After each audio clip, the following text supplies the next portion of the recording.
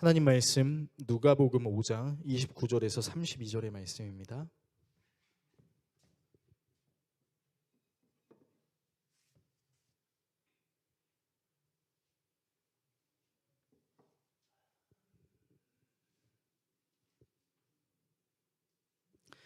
신약 성경 97페이지 정도에 있는 누가복음 5장 29절에서 32절의 말씀.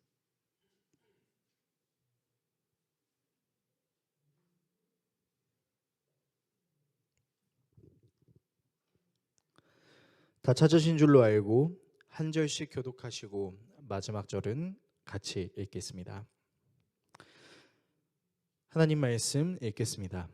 레위가 예수를 위하여 자기 집에서 큰 잔치를 하니 세리와 다른 사람이 많이 함께 앉아 있는지라. 바리새인과 그들의 서기관들이 그 제자들을 비방하여 이르되 너희가 어찌하여 세리와 죄인과 함께 먹고 마시느냐. 예수께서 대답하여 이르시되 건강한 자에게는 의사가 쓸데없고 병든 자에게라야 쓸데있나니 의인을 부르러 온 것이 아니요 죄인을 불러 회개시키러 왔노라. 아멘. 오늘 여러분과 함께 성탄 감사 예배 기념으로 이것이 나의 간증이요 라는 주제로 하나님 말씀 나누도록 하겠습니다. 오늘은 우리 교회에서 맞이하는 세 번째 성탄 감사 예배 날입니다. 1년 차에 맞이했던 성탄 감사 예배 때는 12월 25일이 실제 예수님의 탄생 날짜가 아니라는 사실을, 그리고 어떻게 우리가 성탄절을 보내야 하는지를 나눴었고요. 2년 차 때는 예수님이 이 세상에 오신 모습을 좀 세밀하게 보는 시간을 가졌습니다. 그리고 3년 차인 오늘은 여러분과 성탄절을 맞이하여 예수님께 고백해야 할 우리의 신앙에 대한 내용을 좀 살펴보려고 해요. 보통 성탄절이 다가오는 12월만 되면 온 세상이 알록달록하게 이쁘게 변화됩니다. 거리에도 이쁜 트리가 설치되기도 하고 카페나 음식점 내지는 소비구역뿐만이 아니라 관공서 같은 곳들에도 아름다운 장식들이 꾸며집니다. 그래서 이제 사람들이 이제 되게 행복에 겨워하고 이제 한 해 마무리를 기쁘게 해 나아가죠. 사실 이 메리 크리스마스라는 단어는 우리가 예배 시작 때도 같이 했던 것처럼 메리는 즐거워하다, 행복해하다, 크리스트는 이제 그리스도, 마스는 예배. 그러니까 하나님께 예배하는 것이 즐겁다라는 그런 뜻을 가지고 있죠. 그런 단어임에도 불구하고 이 성탄절이라는 것이 국가의 휴교일이라서 그런지 또 연말이라서 그런지 비그리스도인들은 이런 뜻과 관계없이 매우 화려한 조명과 아름다운 장식 그리고 마음의 따뜻함을 12월 말까지 즐깁니다. 비단 교회 밖에서만 크리스마스를 즐기진 않습니다. 교회 안에서도요, 이 크리스마스를 즐기는 문화들이 있습니다. 문학의 밤이라고 해서 크리스마스 이브에 모여서 찬양 축제도 하고 꽁트나 뮤지컬을 기획해서 이제 같이 즐거운 시간들을 보내기도 하고, 지금은 많이 없어졌지만 예전에는 새벽송이라고 해서 새벽에 돌아다니면서 문을 두드리면서 예수님이 오셨음을 축하합니다 이러면서 뭐 작은 선물도 주는 그런 행사를 하기도 했죠. 요즘에는 워낙 세상이 각박하게 돌아가다 보니 또 아쉽게도 이제 개신교에 대한 이미지가 좋지 않다 보니 이제는 새벽송을 하지는 않지만 그때만 하더라도 이제 다음 세대들이 교회 안에서 밤을 지새우면서 서로 교제하는 시간을 갖기도 했습니다. 생각해 보면 이제 크리스마스 하면 교회 안에서 행복하고 즐거운 시간들과 추억들이 있었던 것 같아요. 그리고 이런 성탄절을 맞이해서 간증 집회 같은 것들을 하기도 합니다. 온 세상이 화려하게 장식되어 있는 이 시기에 세상에 하나님께서 기적을 보여주셨던 것처럼 내 인생에서도 정말 하나님께서 기적과도 같은 일로 역사하셨다. 내가 한 것은 아무것도 없는데 하나님께서 아무것도 하지 않은 내 삶에 기적을 베풀어 주셨다라는 간증들 말이죠. 보통 유명한 연예인이라든가 내지는 연예인이 아니더라도 간증으로 유명한 그 사람들을 초청해서 이런 간증 집회들을 정말 많이 하죠. 얼마나 이런 간증들이 많았는지 네이버에 간증 뜻이라고 검색하면 초자연적 경험을 들려주며 하나님의 실존을 증명하는 데 쓰인다라는 내용도 있기도 합니다. 화려한 배경 속에 나의 인생에 화려하게 역사하신 그 하나님을 화려하게 자랑하는 것만큼 멋지고 좋은 일이 어디 있겠습니까? 그러나 이렇게 화려한 간증이 사실은 모든 그리스도인들에게 똑같이 적용이 되지 않을 수 있다는 사실, 여러분 혹시 알고 계신가요? 그리고 정말로 하나님께서 우리에게 요구하시는 간증이라는 것이 내 인생에 화끈하게 역사하신 그 하나님을 자랑하는 것만이라고 혹시 여러분은 생각하시나요?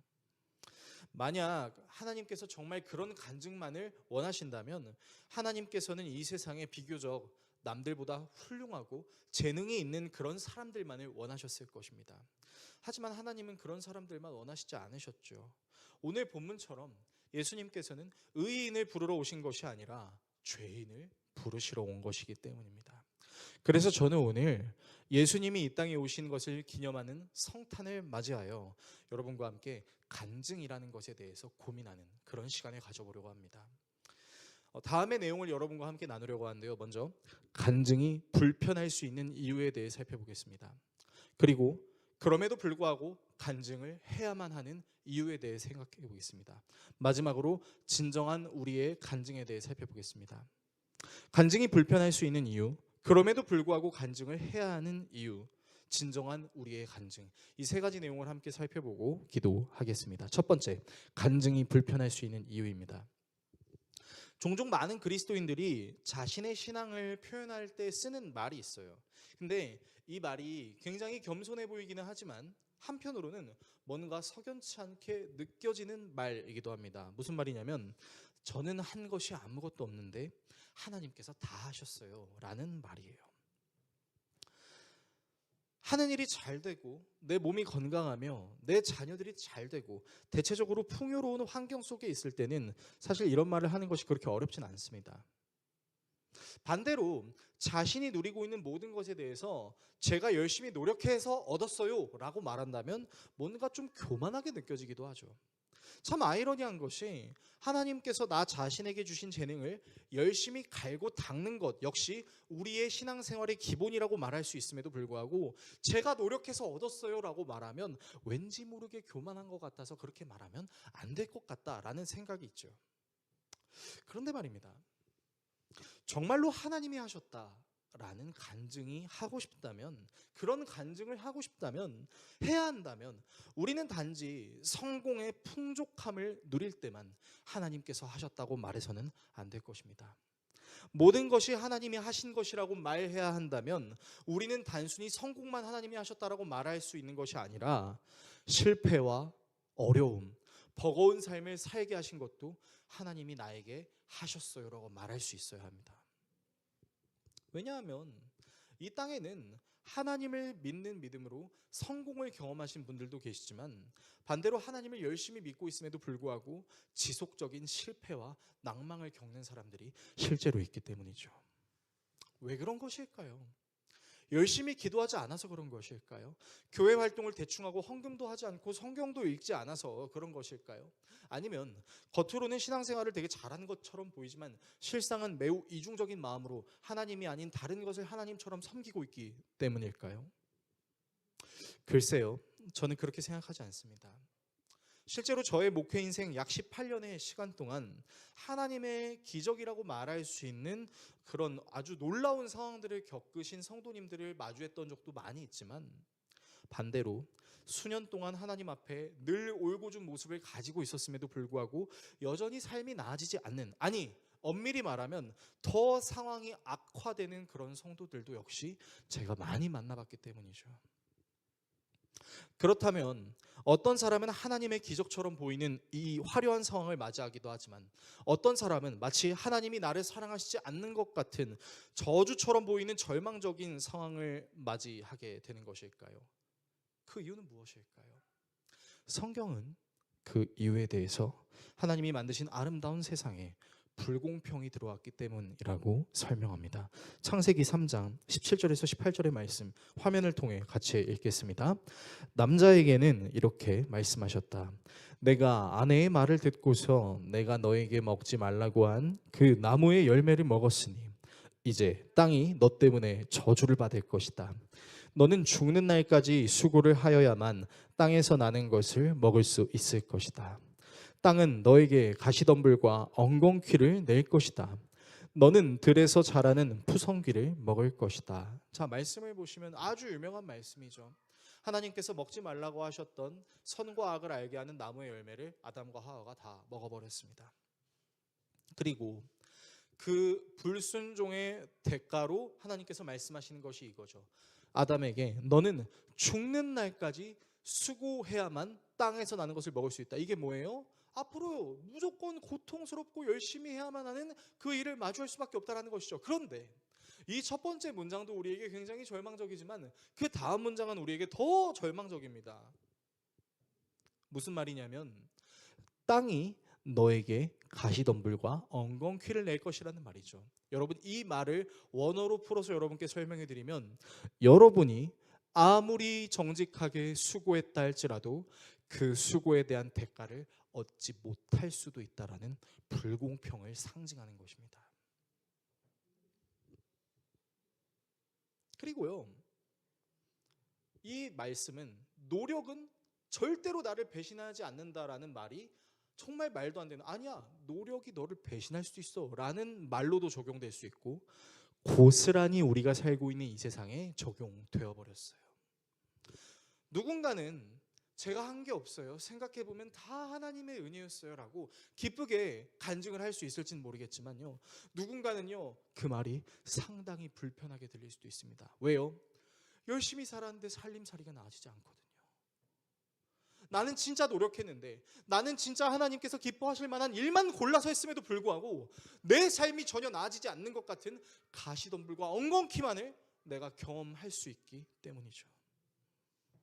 제가 이렇게 말씀드리면 어떤 분은 저에게 이렇게 질문하실 수도 있을 겁니다. 목사님, 분명히 신명기에서도 여호와는 너를 민수기에서도 여호와는 너를 지키시기 원하며라는 축복의 말씀이 있고, 신명기에도 쉐마의 말씀이 있잖아요. 너는 마음을 다하여 내 하나님 여호와를 사랑하라, 그러면 복을 받을 것이다, 그런 말이 있는데, 지금 목사님이 하시는 그 말 제가 좀 이해를 할 수 없을 것 같은데요 라고 질문을 할 수 있겠죠. 저는 그 질문에 이렇게 대답할 수 있을 것 같아요. 사실 민수기도 그렇고 신명기도 그렇고 구약 성경입니다. 그런데요, 이 구약 성경에는 놀랍게도 하나님 믿으면 잘 돼, 하나님 믿으면 복 받을 거야 라는 메시지만 기록되어 있지 않습니다. 여러분들이 너무나 잘 아시는 성경 욥기에는 욥을 처음 소개할 때 하나님 앞에서 의롭고 완전하며 그를 넘어설 수 있는 사람이 이 세상에 존재하지 않는다고 했습니다. 근데 그런 욥이 이유를 알 수 없는 고난을 당하죠. 욥기를 다 읽어보신 분들은 알겠지만 하나님께서 욥에게 왜 그런 고통을 선사하셨는지에 대해서 아무런 말씀도 있지 않습니다. 그냥 놀랍게 욥이 깨닫게 돼요. 나중에 오히려 욥의 친구들이 잔소리를 하죠. 네가 지금 이런 고통을 당하고 있는 이유는 네가 하나님 앞에 죄를 저질렀기 때문이지 라는 정죄를 하죠. 전도서는 어떻습니까? 이 세상의 모든 그 부귀영화를 누리고 있던 솔로몬이 되게 재수없는 말을 해요. 죄송합니다, 재수없다고 얘기해서. 저는 솔로몬이 가끔 되게 재수없게 느껴질 때가 있는데, 그 이유가 뭐냐면요, 다 했어요. 이 세상에서 누릴 수 있는 모든 걸 다 누렸어요. 그리고 뭐라고 말하는지 아세요? 헛되다, 헛되고 헛되다, 그렇게 얘기합니다. 여러분, 우리가 그 말을 들으면 맞지, 헛되지, 그런 말이 나올 것 같으세요? 아니요, 저는 단번에 그런 생각이 들던데요.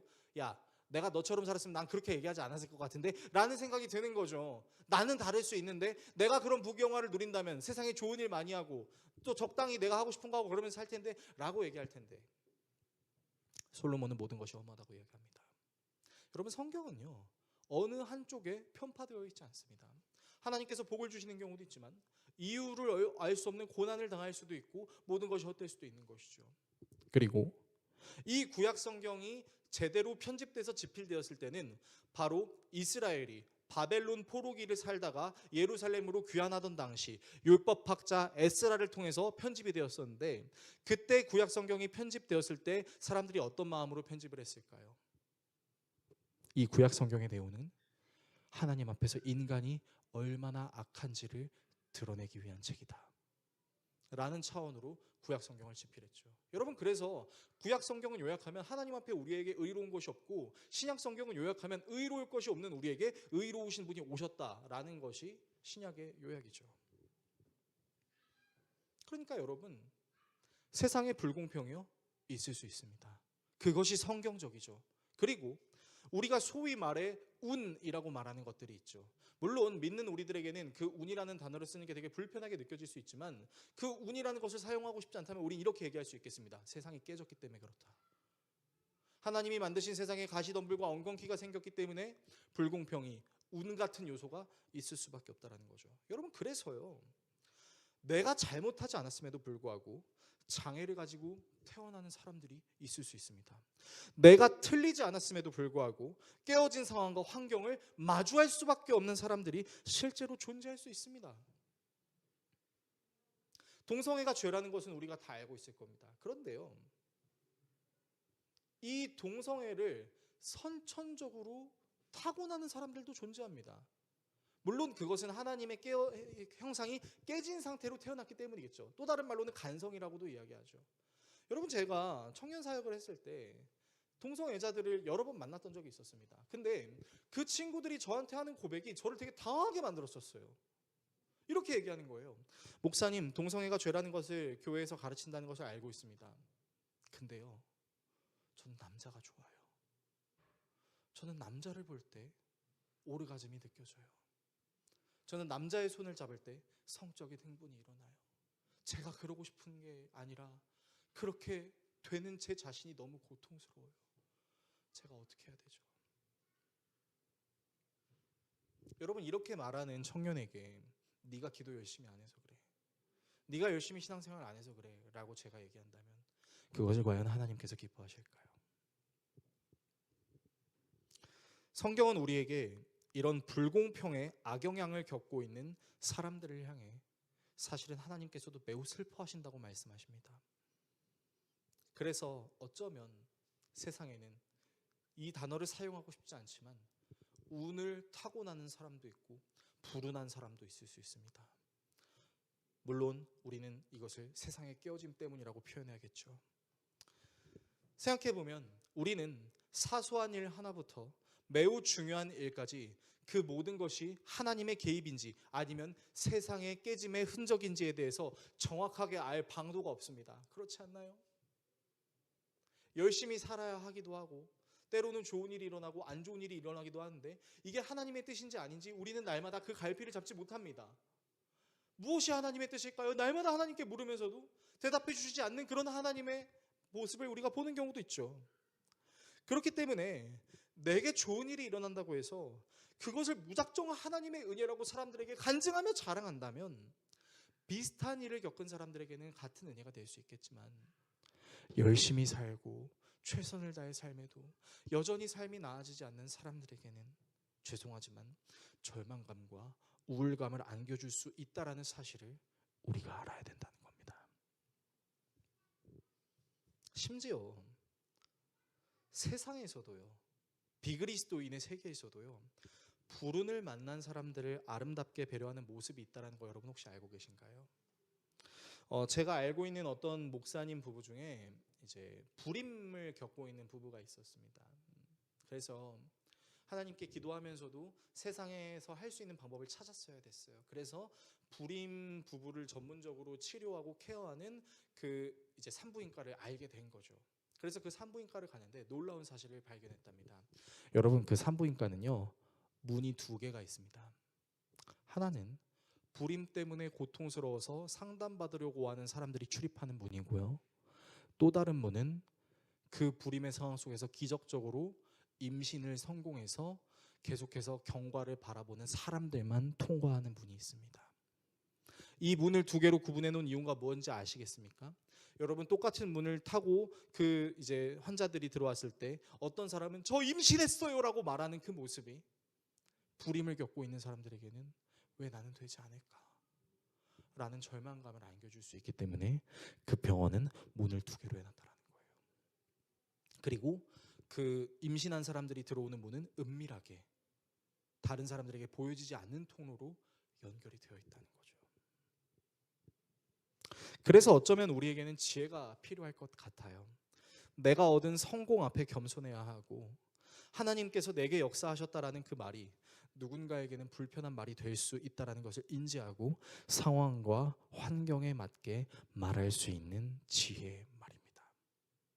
이 지혜를 갖지 못한다면 어쩌면 우리의 간증은 사람에게 하나님의 은혜를 전하는 것이 아닌 하나님은 불공평하신 분이라는 사실을 더욱 확실하게 관철시키는 일이 될 수 있다는 것을 우리는 알 필요가 있다는 것이죠. 두 번째, 그럼에도 불구하고 간증을 해야 하는 이유입니다.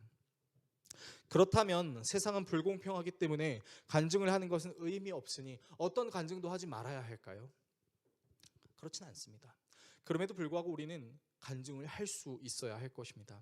우리의 삶에 하나님이 개입하시는 것도 사실이고 하나님께서 내게 주신 재능이나 은사가 있는 것도 사실이기 때문이죠. 문제는 우리가 고백하는 그 간증이라는 것이 타인에게 있어서 하나님의 주권을 인정하는 것이 아니라 차별화된 혜택을 자랑하는 것처럼 보일 수도 있다는 것입니다. 나도 하나님을 사랑하고 하나님을 위한 삶을 살려고 무던히 애를 쓰고 있는데 그런 나에게 하나님은 역사하시지 않으시고 내 옆에 있는 사람만 하나님께서 더 차별하시듯이 사랑하시는 것 같다라는 생각이 들 수 있다는 것이죠. 그래서 중요한 것은요, 내가 가지고 있는 것들이 하나님이 나를 사랑하신다는 사랑의 표현도 아니고 내가 하고 있는 행위에 대해서 하나님께서 나에게 주시는 보상이라고 생각하는 것도 아니고 내가 가지고 있는 것, 그것은 바로 나를 향해 하나님께서 주신 사명이라고 생각하는 것입니다. 쉽게 말해서 하나님께서 내게 어떤 풍요로움이나 재능이나 재물을 주셨다면 그것은 바로 하나님 나라를 위해서 그것을 사용해야 하는 이 땅에서의 나의 사명이라고 생각하는 것입니다. 개척교회를 하면서 웹사이트나 SNS를 통해 수많은 개척교회들을 살펴봤어요. 그러니까 이제 저도 개척을 처음 해보는 사람이었기 때문에 어떻게 교회를 개척해야 될까, 수많은 이제 개척교회 목사님들의 사례를 이제 연구할 필요가 있었죠. 그런데 수많은 교회들을 보던 중에 유독 제 눈에 들어오는 한 교회가 있었어요. 교회 이름이 우리 교회보다 더 신박한 이름입니다. 무슨 이름인지는 알려드리지 않겠습니다. 그냥 이 세상에서 되게 존재하지 않을 것 같은 되게 특이한 이름이에요. 그거 알려드리면 여러분 또 검색해서 보실 거잖아요. 그러니까 얘기는 못 해드리겠어요. 근데 이제 그 교회가 우리 교회보다 1년 먼저 개척을 했었습니다. 굉장히 우리 교회랑 흡사한 상태로 개척을 시작했었어요. 근데 이제 그 목사님을 제가 직접 만나진 않았지만 그 목사님이 이제 SNS로 교회 이제 뭐 상가 계약 함께하는 멤버들 교회 스토리 이런 걸 적어놓은 걸 보면서 와 진짜 우리 교회 같아 막 그런 이제 내적 친밀감이 있었던 거죠. 근데 이 목사님이 되게 특이한 이제 행동을 하시는데 그게 뭐냐면 블로그나 SNS에 꼭 교회에서 헌물을 받은 거를 꼭 사진을 찍어서 기록을 하는 겁니다. 그리고 주일 예배 때마다 예배하는 예배 현황을 사진을 찍는 거예요. 근데 처음에는 와 역시 개척교회에 하나님께서 부어주시는 은혜가 크다라는 생각들을 하다가 이런 저의 생각이 점점 변질되고 저의 교만함이 나타나기 시작했습니다. 계속 헌물 받았다라는 게 올라오는 거예요. 그러니까 부러운 거예요. 그리고 교회 예배 현황이라고 해서 이제 사람들이 예배당에 앉아 있는 거 찍는 거를 분명히 초창기에는 우리 교회랑 별반 다르지 않아서 위로가 됐었는데 근데 점점 많아지는 거예요. 그러더니 진짜 많아졌어요. 100여 명 정도 됐더라고요. 그러니까 부러우면서 베베 꼬인 저의 악한 옛사람이 나오기 시작하는 겁니다. 그래서 제가 그 목사님을 평가하려고 하는 거예요. 어떻게 해요? 그 목사님의 설교를 제가 들어보는 거죠. 그 교회 유튜브에 들어가서 어떻게 설교를 하길래 사람들이 이렇게 몰려올까 궁금해서 한번 들어봤습니다. 그리고 더 놀라운 결과가 나왔어요. 목사님이 생각보다 그렇게까지 설교를 잘하시진 않더라고요. 그러니까 더 열받는 겁니다. 뭐야? 아니 그렇게까지 훌륭한 설교를 하지 않는데도 이 교회에 사람이 모인다고? 내가 교회 설교 더 열심히 준비하는 것 같은데 내가 더 잘하는 것 같은데 라는 그런 악한 생각들이 파도처럼 저에게 밀려오는 겁니다. 그래서 그 목사님을 향하신 하나님의 뜻이 무엇인지를 제가 알려고 하지 않고 저 사람은 나보다 대충 하는 것 같은데 왜 더 큰 복을 받는 것 같은지 모르겠어 라는 저의 악한 교만함이 드러나기 시작하는 거죠. 그런데 저의 이런 악한 교만을 순식간에 회개로 바꾸어준 목사님의 글이 있었어요. 그분은 헌물을 받을 때마다 사람들의 수가 늘어나는 사진을 찍어서 올릴 때마다 이런 말씀을 하셨었습니다. 저는 한 게 아무것도 없는데 하나님께서 은혜를 주셔서 우리 교회가 커진 것 같아요 라는 말이 아니었어요. 무슨 말이냐면요, 하나님께서 우리 교회를 통해 하실 일이 있어서 자격이 없음에도 불구하고 이렇게 성도 수가 늘어나고 받게 되는 것 같습니다. 그렇다면 우리 교회가 하나님의 사명에 맞게 쓰임받는 교회가 되게 기도해 주세요.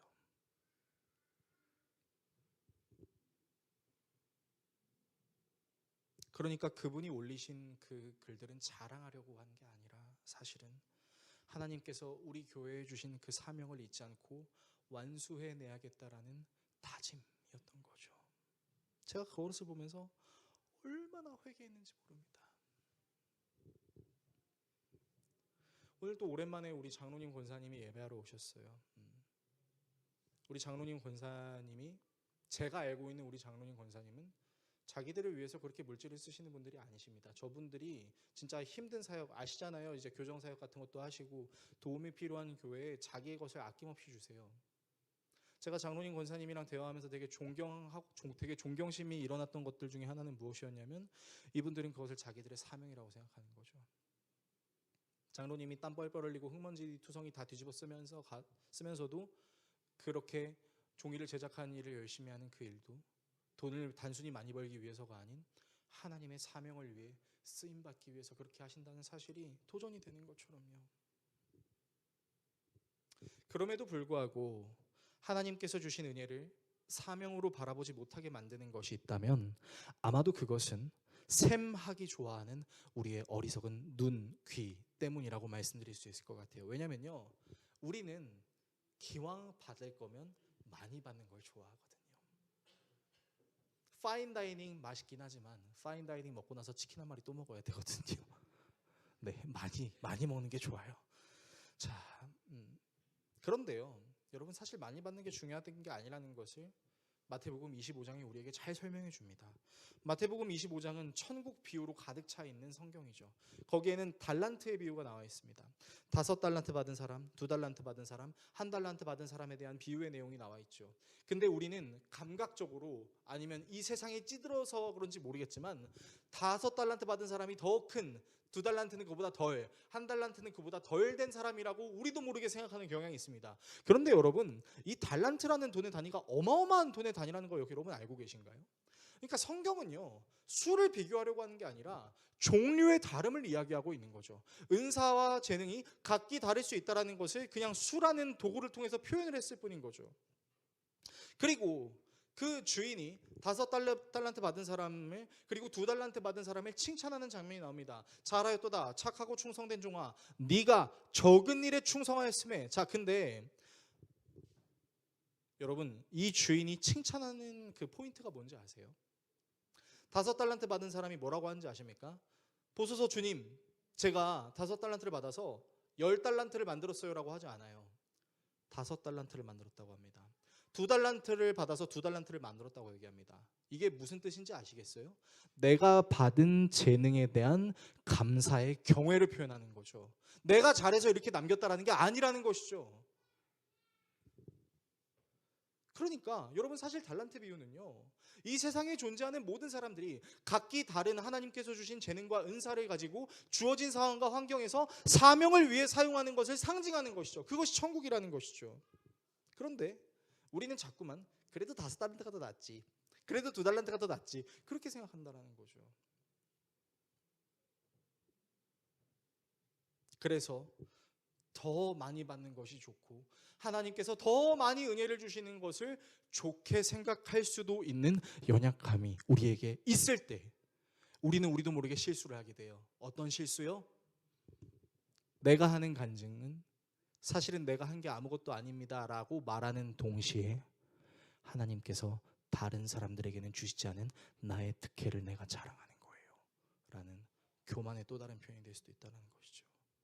하지만 하나님께서 내게 주신 사명, 그거를 위해서 내가 재물을 갖고 있다면, 내가 건강을 갖고 있다면, 내가 멘탈을 갖고 있다면, 내가 어떤 특수한 상황 속에서도 그것을 감내할 수 있는 것이 있다면, 여러분, 우리는 힘들고 어려운 상황 속에서도 내가 살아있는 이유, 그럼에도 불구하고 이 모든 것을 이겨내야 하는 이유를 발견할 수 있습니다.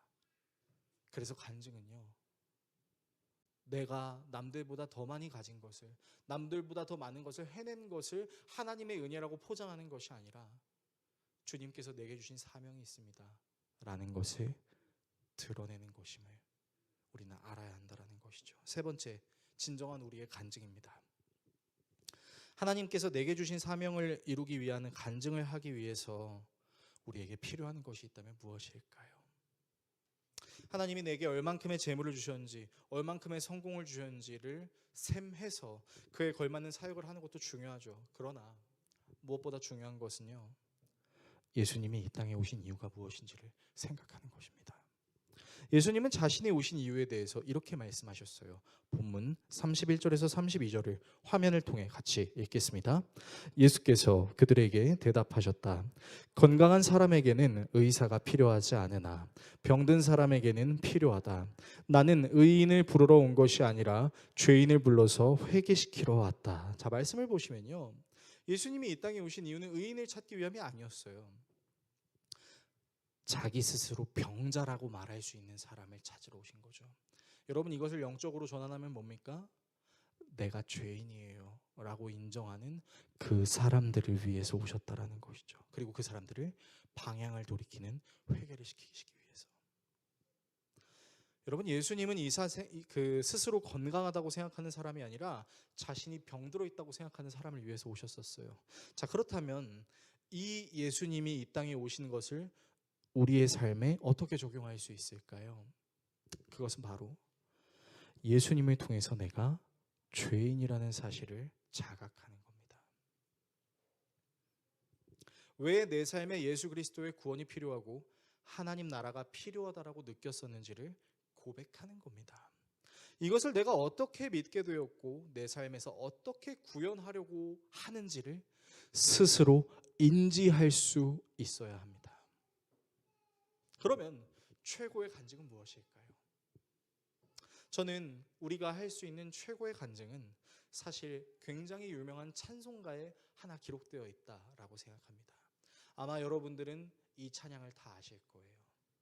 예수로 나의 구주 삼고 성령과 피로써 거듭나니 이 세상에서 내 영혼이 하늘의 영광 누리도다. 주 안의 기쁨 누림으로 마음의 풍랑이 잔잔하니 세상과 나는 간 곳이 없고 구속한 주만 보이도다. 이것이 나의 간증이요, 이것이 나의 찬송일세. 나 사는 동안 끊임없이 구주를 찬송하리로다.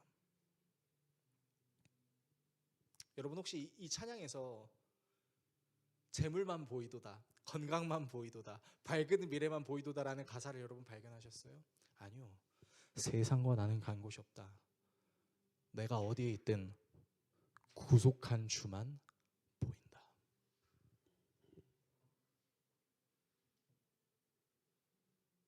그러니까 단순히 재물을 구하지 말라는 게 아니라, 단순히 건강을 구하지 말라는 얘기가 아니라, 밝은 미래를 구하지 말라고 얘기하는 것이 아니라, 내가 속해 있는 모든 영광에서 나를 구원하시고 나를 위하여 자기 몸을 버리신 하나님의 아들을 볼 수 있는 그 영적인 눈이, 그 음성을 들을 수 있는 영적인 귀가 우리에게 있는 이것이 나의 간증이라는 것이죠. 근데요, 문제가 있어요. 무슨 문제가 있는지 아세요? 이 간증이 재미가 없어요. 여러분, 보통 사람들이 생각하는 간증의 재미있는 요소가 뭔지 아세요? 나도 저 사람처럼 되고 싶답니다. 저 사람이 경험한 저 하나님, 나도 좀 경험해보고 싶다. 내 주식과 코인을 급상승하게 하신 하나님을 나도 만나보고 싶다. 암에 걸려 있었는데 기적적으로 내 병을 치료해 주신 그 하나님, 나도 좀 만나보고 싶다. 그렇게 생각해요. 그런데요, 여러분, 교회가 어떤 공동체인지 아세요? 교회는요, 나도 이 사람처럼 되고 싶다라고 말하는 사람들이 모이는 게 교회가 아니에요. 교회는 어떤 데가 교회인지 아세요? 나 같은 죄인을 살려주신 주님의 은혜에 감사합니다 라고 자기 죄를 고백할 줄 아는 사람들이 모인 곳이 교회예요. 그래서 교회에는 싸움이 있을 수 있어요. 교회에서는 시기 질투가 있을 수 있어요. 교회에서는 성도들끼리 충돌할 수 있고 목회자와 성도들끼리도 충돌할 수 있어요. 문제는 이 충돌을 아예 없애야 되는 것이 아니라 충돌이 일어났을 때 성경적으로 서로 용서를 구하고 예수 그리스도를 닮아 내가 잘못했어요 라고 미안해요 라고 먼저 말해서 아름다운 관계를 만들어갈 수 있는 것. 신이신 예수가 우리를 위하여 죽었던 것처럼 나 또한 당신을 위해서 내 자아를 죽이고 내가 미안합니다라고 말하는 그 아름다운 모습이 이루어지는 교회, 여러분 그게 진짜 교회죠. 그리고 그런 사람들끼리 모여서 어떻게 해요? 성도님, 집사님, 장로님, 권사님, 목사님, 제가 너무 힘들어요. 그렇게 힘들다고 말하는 성도한테 네가 기도를 안 해서 그래, 교회를 안 나와서 그래, 헌금을 안 해서 그래, 그렇게 말하는 것이 아니라 얼마나 힘드시겠습니까? 같이 울어주고 안아주고 격려하고 내 주머니에 자그마한 것이 있다면 그것을 빼서 건네주고 그래도 우리 같이 이겨냅시다. 내가 당신을 위해서 기도할게요.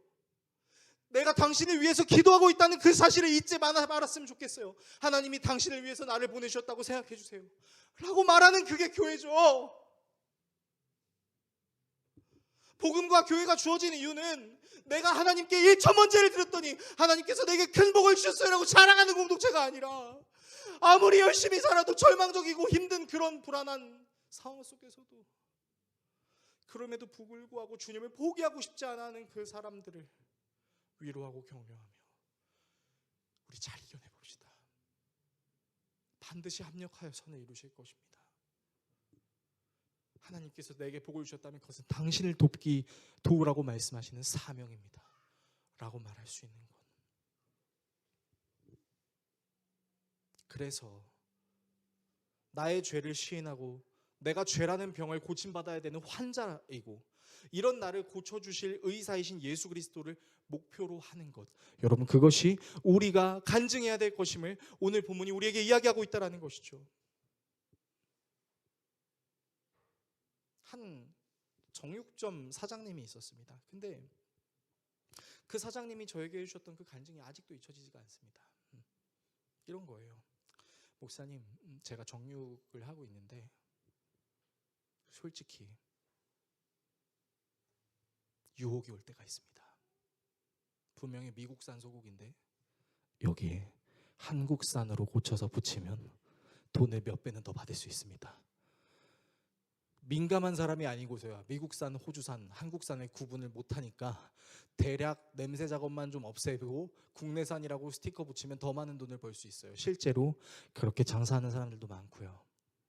근데요, 하나님이 저에게 말씀하시는 것 같았어요. 야, 그렇게 돈 벌고 싶냐? 그게 내가 기뻐하는 것 같아. 목사님, 여기서 제가 하나님 말씀드리겠습니다라고 결단을 내리면 정말 멋있었을 텐데 갈등이 되더라고요.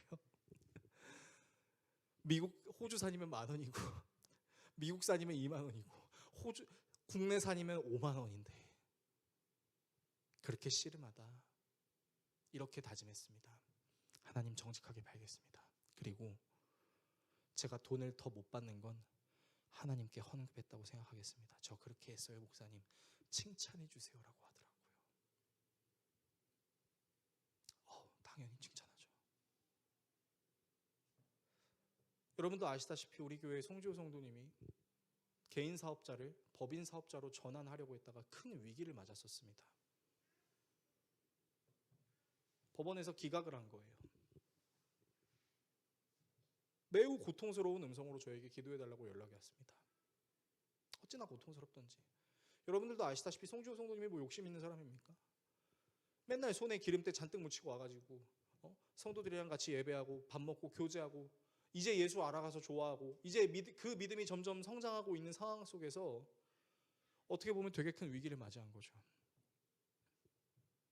저는 송지호 성도님이 저한테 이렇게 말씀하실 줄 알았어요. 목사님, 제가 잘못한 게 없는데 왜 하나님이 저에게 이런 시련을 허락하시는 걸까요? 라고 말씀하실 줄 알았어요. 그리고 기도하면서 그 법원으로부터 기각이 나오기 이전에 기도하다가 기각이 나오고 저는 송지호 성도님이 저에게 하나님을 원망할 거라는 어떤 그 예상을 하고 있었는데 너무 의외로 송지호 성도님이 저한테 그런 얘기를 해주셨어요. 목사님, 기각됐어요. 돈이 아주 크게 손실이 일어났습니다. 근데요, 제 잘못이었어요. 그렇게 얘기를 하는 거예요. 그리고 엄청난 비용을 들이면서 제가 이제 좀 배웠습니다. 그리고 하나님이 다시 시작하는 이 법인 전환에 은혜를 부어주셨으면 좋겠어요. 저 진짜 열심히 했거든요. 제가 깜짝 놀랐어요. 송지호 성도님이 혹시나 신앙의 상처를 받아서 하나님 나한테 왜 그렇게 일하세요라고 말한다면은 내가 뭐라고 대답해야 될까 고민하고 있었는데 오히려 제가 송지호 성도님 때문에 배웠습니다. 그래서 성도님의 손을 붙잡고 기도하면서 성도님 감사합니다. 우리 교회가 이렇게 자기의 잘못과 시인을 인정할 수 있는 사람들의 더 귀한 모임이 될 수 있었으면 좋겠습니다. 그리고 그 모임에 성도님이 하나의 돌이 되어 주십시오. 그렇게 말씀드렸습니다. 그리고 저는 우리 교회 성도들을 매우 자랑스러워합니다. 우리 교회 성도들은 함부로 하나님 탓을 하지 않으려고 무던히 애쓰고 있는 성도들이 우리 교회에 있기 때문이죠. 그래서 어쩌면 제가 사실은 여러분들이 어쩌면 듣고 싶은 하나님이 복 주실 거예요 라고 제가 그렇게 말하고 싶음에도 불구하고 그럼에도 불구하고 성경의 진리의 말씀을 여러분들께 담대히 전할 수 있는 그 이유는 여러분들이 이 하나님의 말씀에 아멘 하고 반응하며 이것이 나의 간증이요라고 힘들고 어렵고 고통스럽지만 그것을 여러분들이 고백할 수 있기 때문이라고 제가 감히 이 설교의 자리에서 여러분께 말씀드리고 싶습니다. 설교를 정리하겠습니다. 사랑하는 성도 여러분, 예수님이 이 땅에 오신 이유는요, 병든 자들을 찾기 위함이었어요. 그래서 그분은 내가 죄인입니다 라고 말하는 사람들에게 찾아가서 그 병을 고쳐주셨습니다. 그리고 그분의 위로와 격려, 그분의 가르침을 받은, 그분의 하나님 나라의 복음을 들은 사람들은요, 자신이 죄인이라는 사실을 숨기지 않았습니다. 여러분, 성경에 등장하는 초대교회의 부흥이 어디에서 일어났는지 아시나요? 세례 요한이 뭐라고 얘기했는지 아세요? 회개하라, 천국이 가까이 왔다. 예수님도 말씀하셨습니다. 회개하라, 천국이 가까이 왔다. 예수님이 하늘에 승천하시고 성전 미문에 앉아있는 사람을 고치면서 3,000명에게 복음을 전했던 베드로 역시 회개하고 주 예수를 믿으라 라고 얘기했습니다. 그리고 우리나라에 있었던 원산 대부흥 운동, 평양 대부흥 운동, 우리나라의 복음의 기초석이 세워졌었던 그 엄청난 거룩한 대각성 영적 운동이 일어났을 그 시기에 그 사람들이 동일하게 고백했던 것은 이겁니다. 내가 죄인입니다. 몇 달 전 우리나라에 그런 일이 있었습니다. 거리에 나가서 예배하는 거였어요. 서울 한복판에 나가서 예배하는 거였어요. 많은 대형 교회들이 연합해서 밖에 나갔습니다. 저는 너무 멀리 있어서 우리 교회들에게 홍보하지 않았지만 우리 교회 성도들 중에 어떤 분은 또 관심이 있어서 거기 갔을 수도 있습니다. 그리고 그들은 거리에 모여서 다 같이 한 마음으로 예배했다는 그 사실에 굉장히 기뻐했습니다. 근데 저는 한 가지가 아쉬웠어요.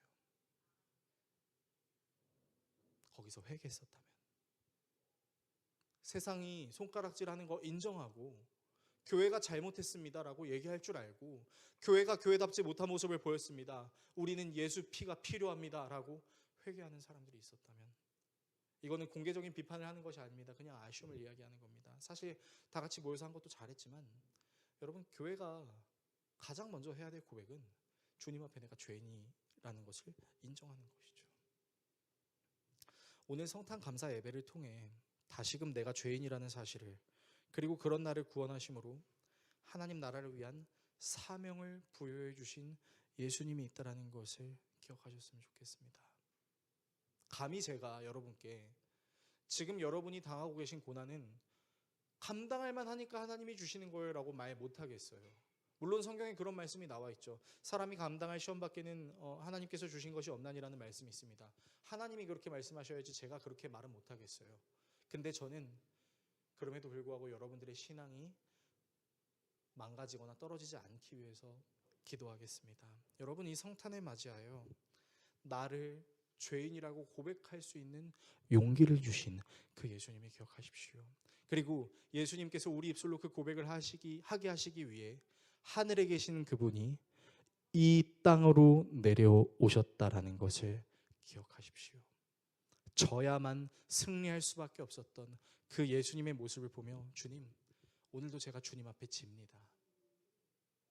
나는 주님 앞에서 죄인입니다 라고 고백할 때 그런 죄인인 우리를 살게 하시는 주님의 은혜에 감화되어 하나님께서 여러분들에게 주신 사명을 잘 이 땅에서 수행해 나아갈 수 있는 저와 여러분 모두가 될 수 있기를 예수 그리스도의 이름으로 축원합니다. 기도하겠습니다.